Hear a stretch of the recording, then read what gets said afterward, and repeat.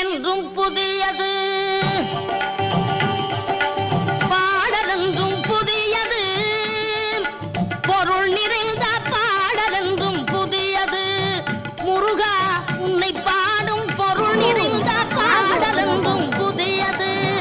முருகா உன்னை பாடும் பொருள் நிறைந்த பாடலென்றும் புதியது.